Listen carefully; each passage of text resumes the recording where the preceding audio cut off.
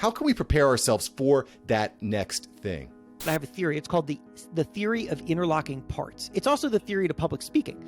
If you want to get good at public speaking, you don't go practice and memorize a speech. What you do is you build a menu of 5-minute interlocking parts in your head. And those interlocking parts for me generally are some combination of big idea, a story about somebody who did it, and maybe a story of myself who was learning the same thing.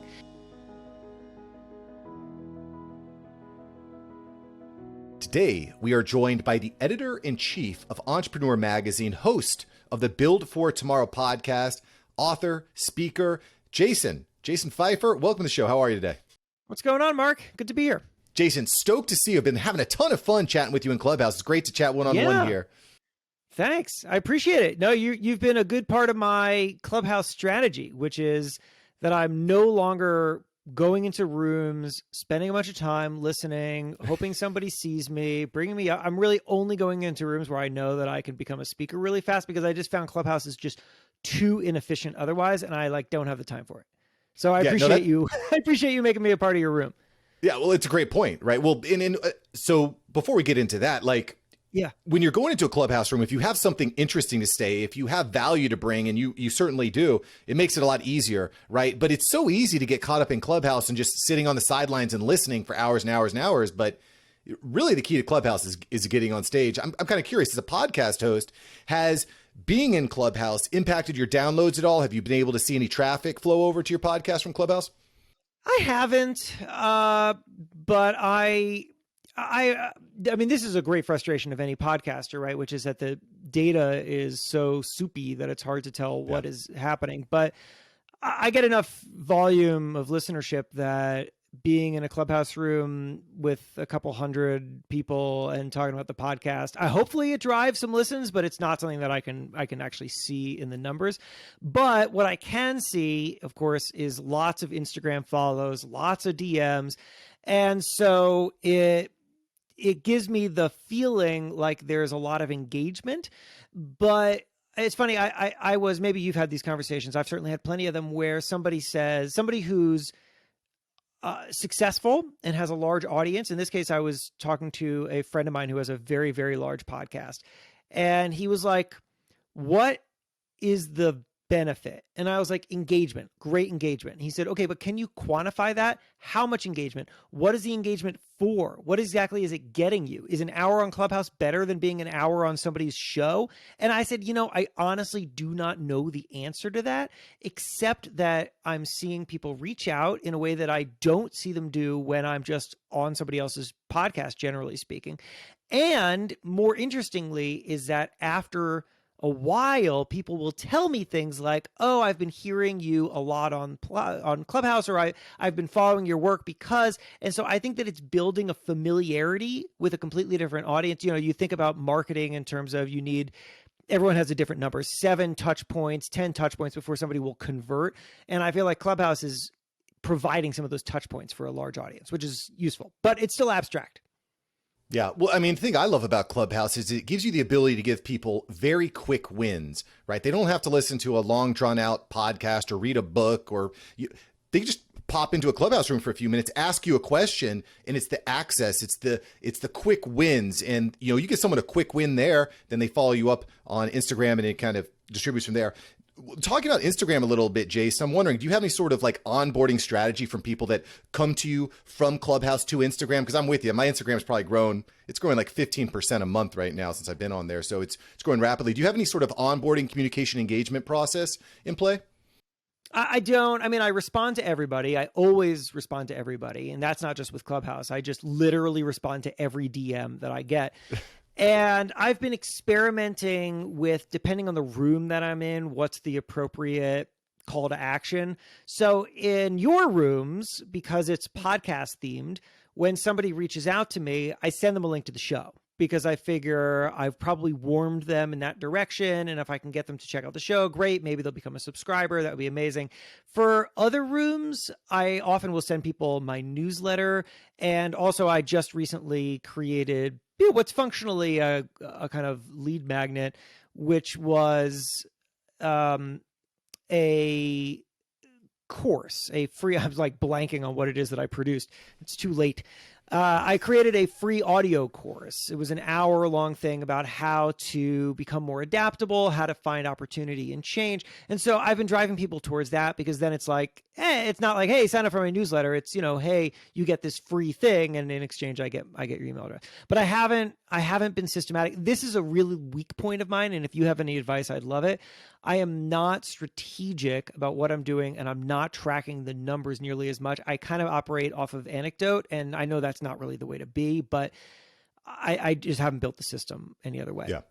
Well, it's something that I've been very thoughtful about, because to your point, when someone listens to you in Clubhouse, they're kind of warmed up, and they listen to you there. They follow you on Instagram. They're warm, right? And that's obviously a lot better than a cold lead, someone you've never spoken to before. So right. I'm talking to Hala Taha in one of these rooms. She's like, yeah, I'm DMing every single follower with links and information. I was like, I got to do that. So the thing is, that's difficult to scale. When you're getting 50 to 75 followers a day, it's very difficult to scale that. Well, Hala's got an army of interns. That's right. How she does that. So if you have the labor force, then you could totally do that. I mean, if I had just people hours to throw at things, I would be operating differently, right? I mean, for example, I know I have a friend who's very big on Instagram, and one of the things that she does is have interns reach out, DM everybody who follows people like her on Instagram, which is, that's a lot of time, man. That's a lot of time. And I don't have that time, and I don't have those people, and I don't want to build that. I honestly just I've seen what that looks like, having like an army of interns and managing an army of interns, and then having to, it's just not for me. It's not for me. I'd rather scale in a different way. So yeah, that's great. If you can do that, that's great. But that's a lot of hours. Well, it is. And I have a team that helps with it, because to your point, it would be impossible to scale it. And also to your point, it's a lot. It's easy to run one person, maybe a few of these automations and tools. But when you start onboarding all these other people, it's very difficult. That being said, you've got a lot of energy. Lots of energy. Yeah. You got energy to spare. And so I'd love to ask you, you're connected, Jason, with all these mega influencers, the Gary V's, The Rock, like all these hugely successful people. What role does having high energy have in their success, would you say? In their success? Oh, that's an interesting question. I mean, Gary in particular, of course, talks about it all the time. High energy is something that he celebrates in himself. And I think rightfully so. I mean, that guy has a ton of energy. I think look, the busier that you get and the more successful that you get, the more you're pulled in a million directions. And the more you have to stack everything that you do, so that when one thing ends, you have to be able to immediately switch over to the next thing, because it's the only way, you don't have buffer time. And it's been very interesting to see people who are at super high achieving levels, how fast they move from one thing to the next, and how much, and this is where I think it really goes to energy, how much attention they are able to give each one of those things. They give what feels like the fullness of themselves to each thing that they switch to, even though they had no time to warm up to the next thing.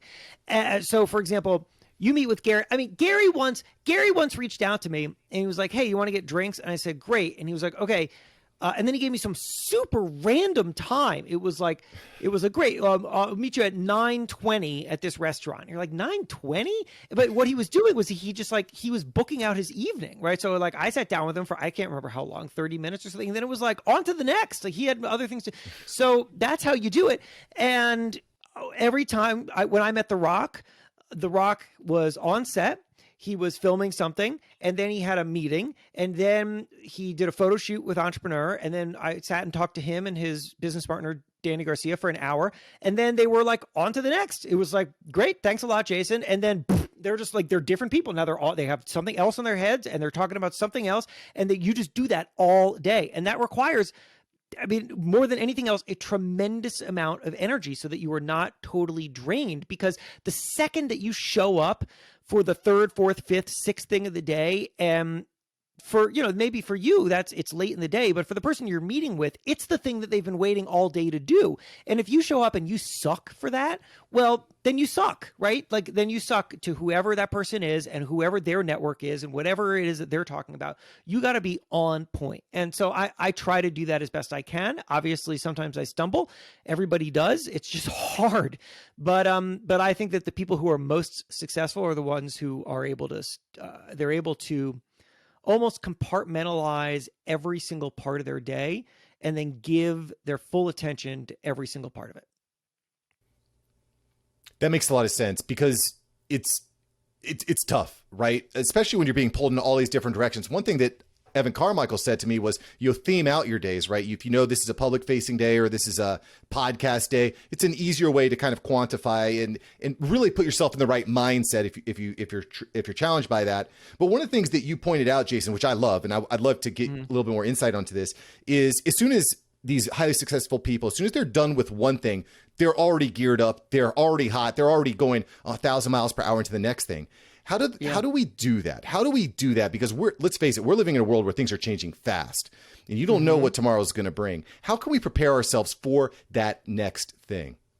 Well, boy, there's a number of different ways to address that. So let me do the personal one and then we can talk more abstractly. I mean, how do they do it personally? I think it's because it's interesting what you said about stacking your day. And I think sometimes you do stack your day. Other times, I think that you don't stack your day, but what you do is you do the right amount of the thing that you know you can fit into that amount, which sounded stupid. Like that was a terrible way of saying it, but I'll give you an example. So I know my brain, and I know that my brain is sharpest in the morning. And I think fastest in the morning. We're not talking in the morning right now, so anything that any stumbles that I've had can be attributed to that. And I also am most creative in the morning, and I problem solve best in the morning in terms of creativity. So I write in the morning. I have a number of writing projects that I'm doing at any one time, stuff for the magazine, stuff for the podcast, stuff for a book. And so I carve out the first hour and a half of every day for that. You cannot book a meeting with me from 9:30 to 11. Yeah, I just won't let you.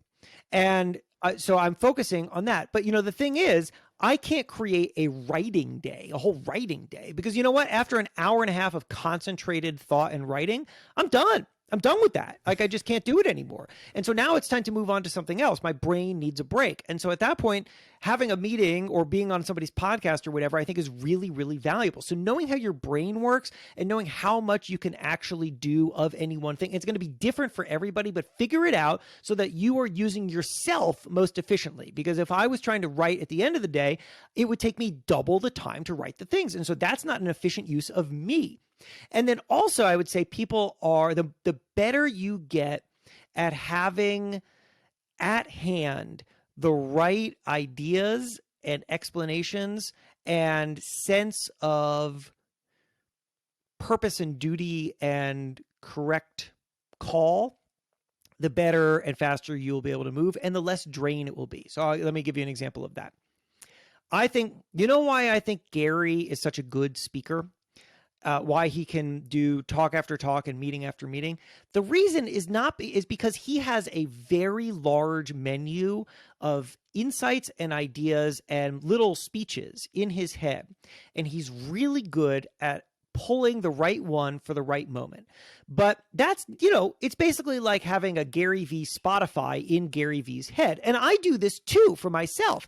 When I go on a podcast, people are generally asking me versions of the same, let's say 30 questions. And so I have a menu of stories and insights and points in my head that I can pull out at any time. And so when somebody's asking me a question, the thing that I'm doing is I'm rifling through my head, what story, what bit is right for that. You know what I call it? I have a theory. It's called the theory of interlocking parts. It's also the theory to public speaking.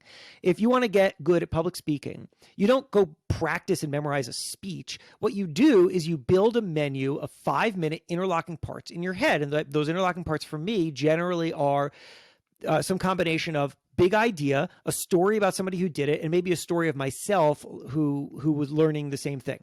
And I share these things and I keep these things in my head, and I'm constantly refining these things. And because of that, it doesn't actually tax my brain that much when I do a bunch of interviews back to back to back to back to back, because I'm largely operating off of material that I've already worked through, and I'm not having to dig deep, and I'm not having to like burn the brain calories, so to speak. So that's one way to do it. And yeah, I'd like to know, are you thoughtful about what you're putting on your menu, or is it just kind of what's top of mind and it's something that you've kind of like mastered, or are you thoughtful about, okay, I need all these different menu items? It's market tested. Gotcha. So it's market tested. So that's to say that somebody might say something to me and I'll say, that's really smart. And then I'll repeat it. I'll repeat it on a podcast. I'll repeat it when we were doing public events, when I would repeat it on a stage. I'd repeat it somewhere, not steal it, but I mean, like I would tell a little story and I'd say, I talked to this person and they told me this thing, right? Like, here's an example. When I talked to Malcolm Gladwell a while ago, one of the things that we talked about was how I asked him, Malcolm, what is a Malcolm Gladwell project? Like, how do you filter what a Malcolm Gladwell project is? How do you identify what that voice is of yours and what's appropriate to come from you? And he said he really does not he tries not to do that. He probably does it, right? Of course he does it, but he tries not to do that because, and here's what he said, and these are the exact words that came out of his mouth: self-perceptions are powerfully limiting. Because if you have a perception of what it is that you do, then you will limit yourself to that, and you will cut out all the other opportunities that might have been great for you, but that you didn't even try because they didn't fit your self-perception. And the second that Malcolm Gladwell said that to me, I grabbed a pen and I wrote it down. Self-perceptions are powerfully limiting. And then I just started repeating it, right? The next time that somebody asked me about understanding yourself or evolving yourself or experimenting or whatever, I said, well, I talked to Malcolm Gladwell and he said this really interesting thing to me. Self-perceptions are powerful. And the more that I did it, the more I saw that people responded to it really well. And so then I started using it in other things. I built it into my talk that I would give on stage, and I would, I included it in a column.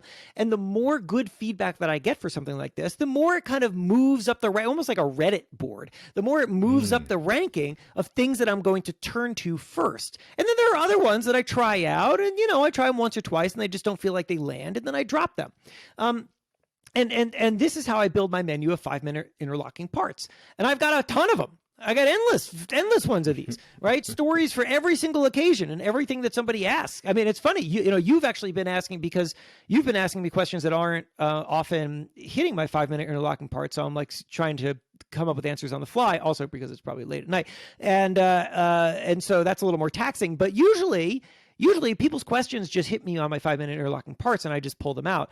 And this is it. This is the key. This is the key to being sharp and fast and good on stage, is to build constantly. Basically, any time that you're talking to anybody, be practicing, right? When I'm talking to my wife, sometimes I'll say, oh, I was just talking to Malcolm Gladwell and he said this thing. And if she has a good response to it, maybe I think, oh, well, that's good. And also the first time I tell it, I'm listening to myself. Okay, what are the beats? How much time did I need to get into that point? Then I got the insight. Now what comes out of the insight? Now do I tell a personal story that comes off of that insight? And you refine along the way until you've got what is something of a kind of practiced but very organic, never written down bit.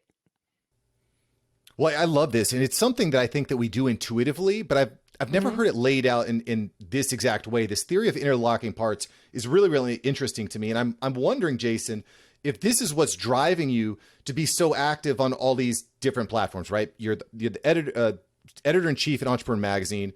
You're hosting a frequent podcast. You're guesting on podcasts. You're on Clubhouse. You're writing books. Like, do you feel like doing all these different things just gives you more experience to add to your 5-minute menu parts? Is that the theory, or is it just because you're getting ready for the next thing? Why be doing so many different things at once? Well, I think it's because you can't limit yourself to one form of expression. At least I can't, because I want to keep pushing myself. I want to see where I'm good. I have this constant question that I ask myself, and it is, what am I missing? What am I missing? I know I'm doing this, I'm doing this, I'm doing this. What am I missing? Where are people right now? What would I be good at that I'm not even trying?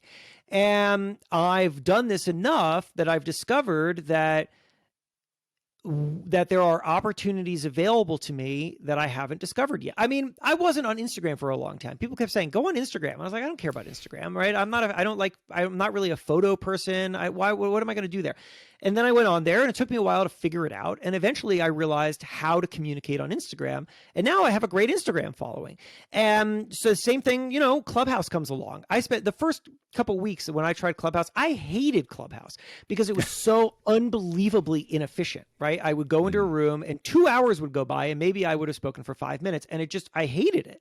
And I was like, I'm done with this. And then I started going into rooms hosted by friends where I was a speaker start to finish. And then I realized, oh, this is how to be efficient on Clubhouse. This is the value. And then you get better and better and better as you go. So why do I go on all these places? I mean, look, my ultimate goal here is to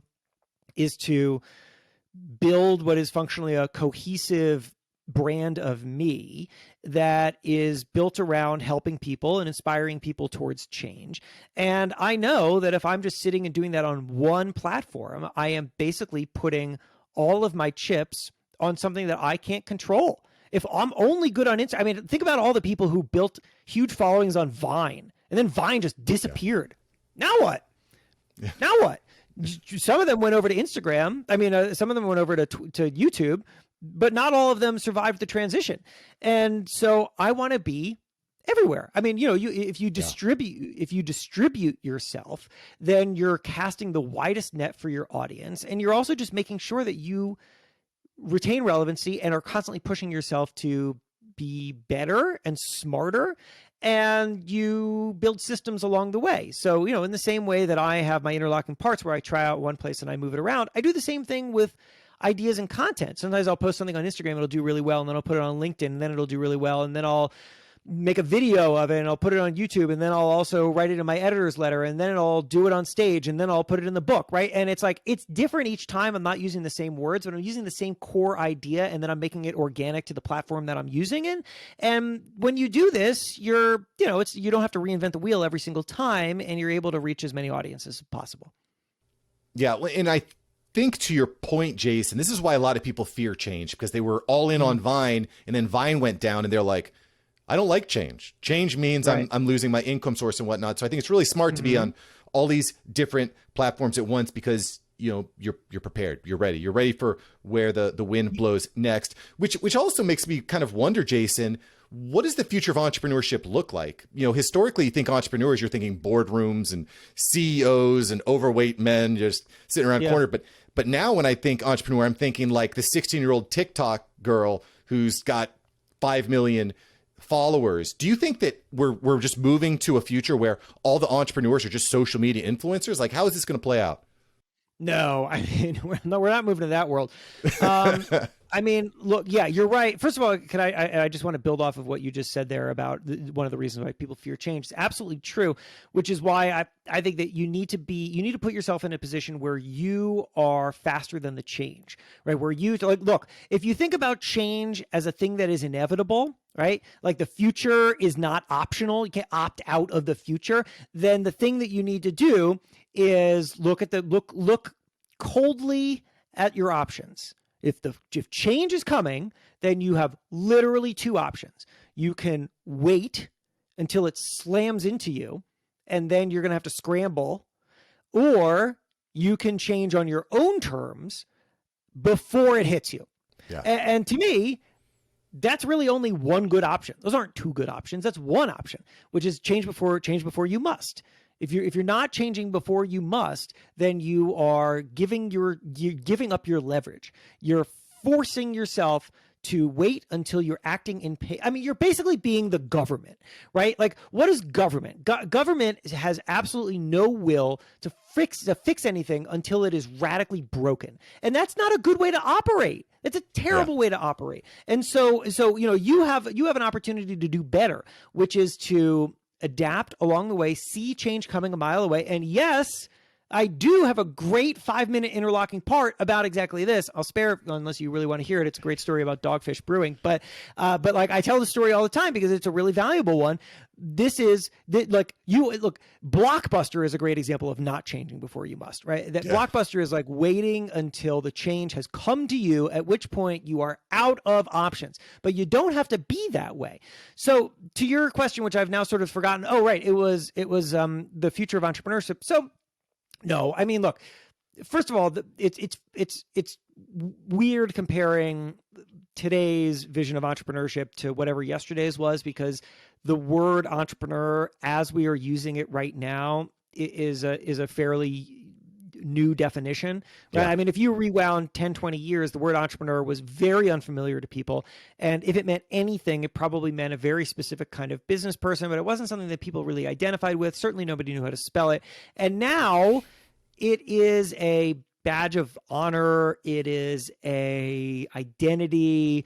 It is a thing that people who, regardless of their career and their journey and their station in life, so to speak, they can claim it as their own. And I think that's awesome. I love that.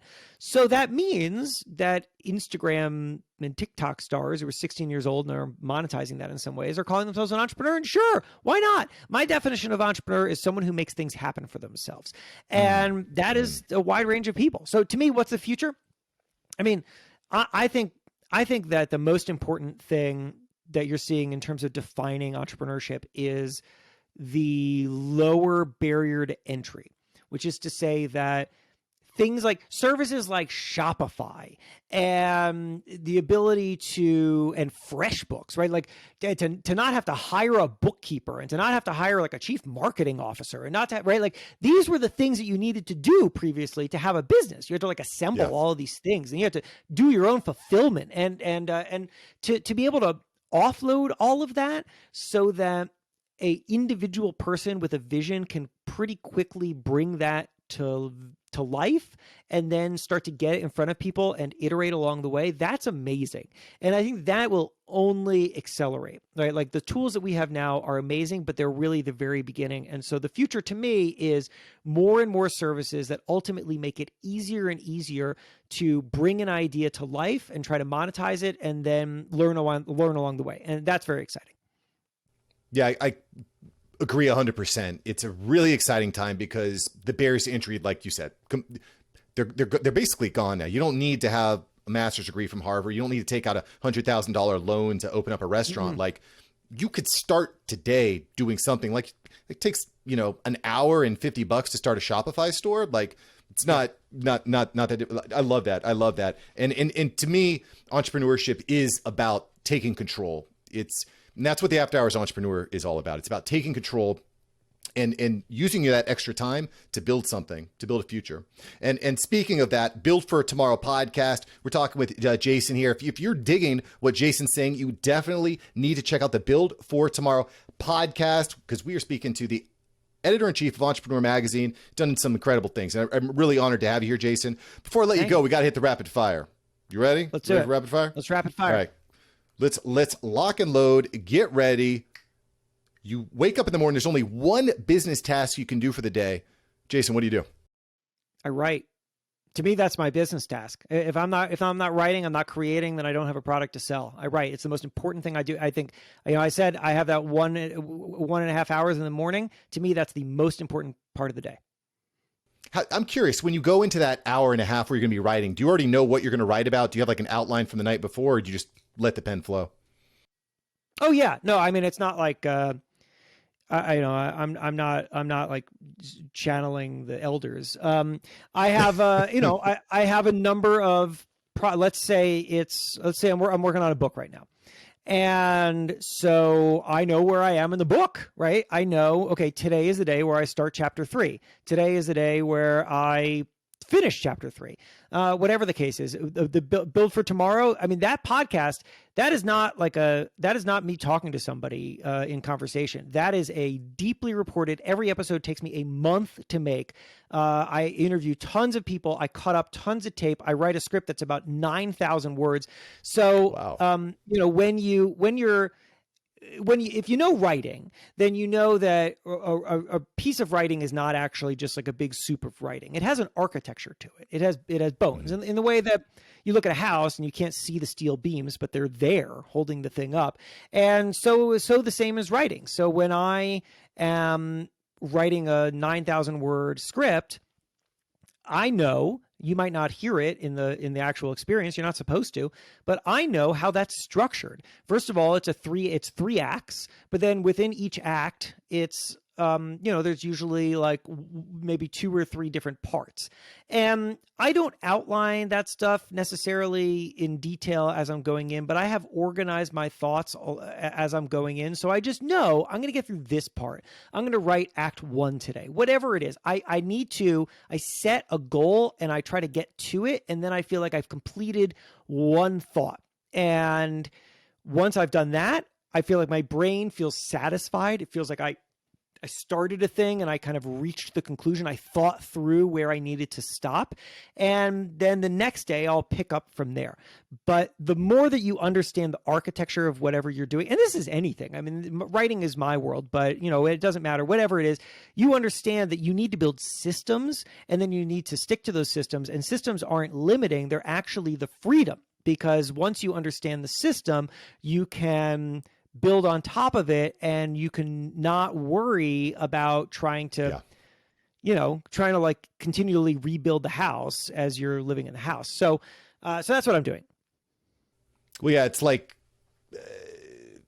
making a ham sandwich, right? You go to the grocery store and the systems are there. You can get the ham, you can get the bread, you can get the bacon. I'll throw bacon on there. But sure, historically, if you don't have the systems, you got to raise the pig, you got to grow the grain, you got to do all this. So I'm with you there. All right, cool. So let's keep moving on. Rapid fire. Sure. If you could only have one social media app on your phone, Jason, what would that app be?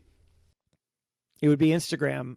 And I actually don't really even care about consuming on Instagram, but I've found the audience on Instagram to be so lovely and engaging and thoughtful and enthusiastic that I adore communicating with them in a way in which all the other, I mean, I'm really active on LinkedIn and I enjoy LinkedIn, but I'd say 50% of the people who reach out to me on LinkedIn are like trying to get me to write a story about them in the magazine. And that like, because 150 times a day, someone asks me to write about them in the magazine. Like that's the least interesting thing anybody can say to me.